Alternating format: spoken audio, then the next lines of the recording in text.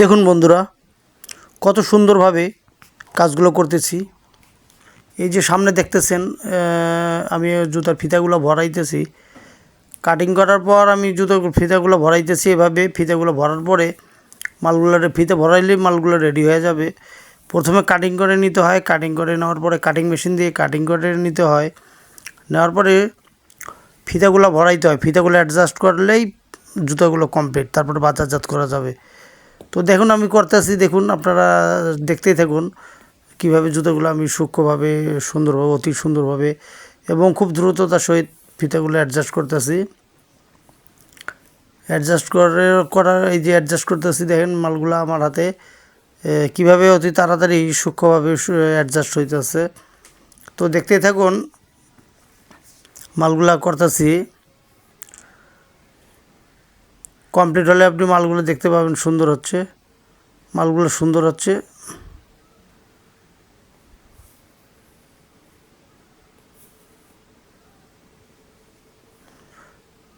দেখতে থাকুন মালগুলা আমি করতেছি, আমার হাতে মালগুলা।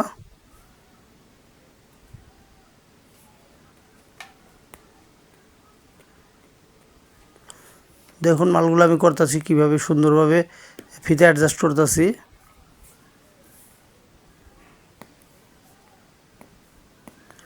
ফিতাগুলো অ্যাডজাস্ট হলে মালগুলো কমপ্লিট হবে। এই যে মালগুলো আমার হাতে সুন্দরভাবে অ্যাডজাস্ট করতেছি।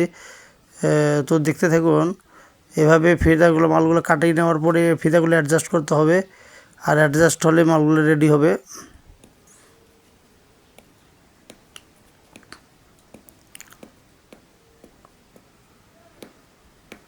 এভাবে ফিতাগুলো রেডি করতে হবে, এভাবে মালগুলো রেডি করতে হবে। তো দেখুন মালগুলো আমি রেডি করতেছি, সুন্দর লাগতেছে মালগুলা।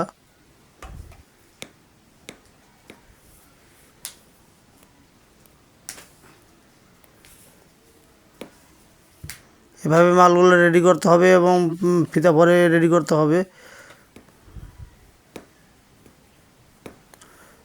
দেখুন আমি কীভাবে কত সুন্দরভাবে মালগুলো রেডি করতেছি। ফিতা ভরলেই মালগুলো রেডি হবে।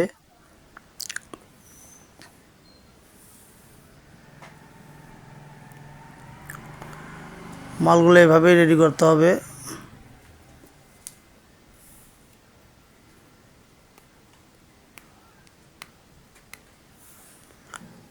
মালগুলো কত সূক্ষ্মভাবে সুন্দরভাবে রেডি করতেছি।